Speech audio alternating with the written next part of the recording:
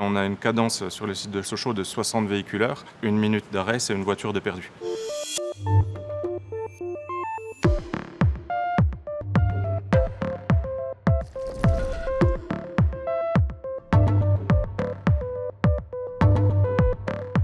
Bonjour, je m'appelle Julien. Je suis le responsable maintenance de l'usine de Sochaux depuis 2022.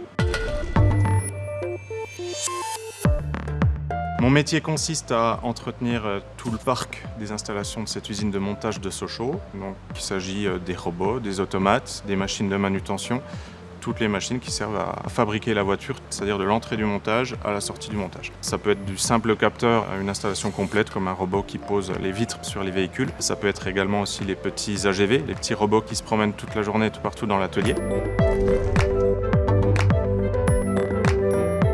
On a la panne mécanique, une casse mécanique où on va venir avec une caisse à outils, un marteau, une clé de 17. Et à contrario, on a des pannes automatisme ou robotique qui, si le conducteur d'installation n'arrive pas à dépanner avec ses écrans d'interface machine, nécessitera le branchement de la console pour voir ce qui se passe dans l'automate.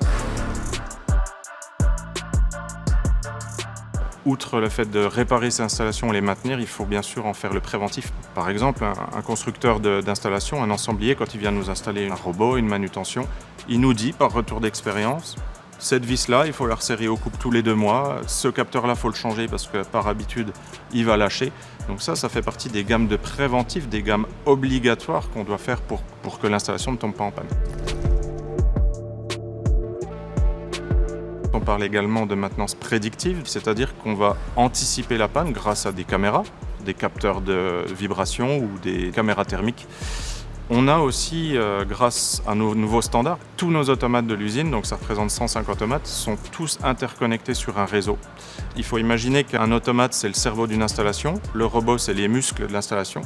Et nous, nos petits ordinateurs qu'on met partout, ils vont servir à faire du prédictif parce que c'est un petit peu comme une IRM. Ça permet de regarder ce qui se passe dans le cerveau de nos automates.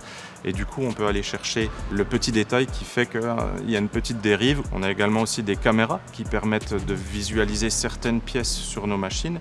Ces pièces-là doivent avoir une position très conforme avant d'être montées sur le véhicule. S'il y a une petite pièce qui est décalée de quelques millimètres, ça peut provoquer des pannes lourdes. En synthèse, la maintenance préventive va nous faire éviter des pannes par retour d'expérience. A contrario, la gamme prédictive va nous permettre d'anticiper une panne qu'on n'aurait pas vue en faisant une gamme préventive. Mon rôle en tant que responsable de maintenance, c'est d'avoir une équipe qui travaille en toute sécurité, que ce soit les conducteurs d'installation, les mécanos, les automaticiens, les responsables. Et ensuite, mon rôle dans une usine comme celle-ci, qui est encore récente pour tout le personnel de maintenance, c'est d'avoir dans mes équipes une grande polyvalence des compétences. Et pour ça, chaque fois qu'il y a une nouvelle panne que personne connaît, on en rédige une leçon ponctuelle pour savoir qu'est-ce qui s'est passé, à quelle heure, comment on a fait pour dépanner et comment on fait pour faire mieux, pour pouvoir intervenir plus facilement, plus rapidement la prochaine fois. Pour appréhender toutes ces installations-là, il y a besoin d'énormément de formation. Néanmoins, je reste convaincu que le meilleur retour d'expérience, la meilleure formation, c'est la panne. Donc la première fois, on va prendre 1 heure sur une panne, la seconde fois, on va prendre 20 minutes, puis la troisième fois, celle-là, on la connaît. Et ça va se passer dans les 2 minutes. Les équipes sont super autonomes maintenant sur toutes les installations, malgré le fait que ce soit de la nouvelle technologie et des gros standards. Pas forcément simple. D'ailleurs, à ce sujet-là, j'ai plus aucun problème puisque mon téléphone sonne beaucoup moins la nuit. Fétiche, je ne sais pas si c'est un objet fétiche, mais j'ai toujours 2 trucs sur moi.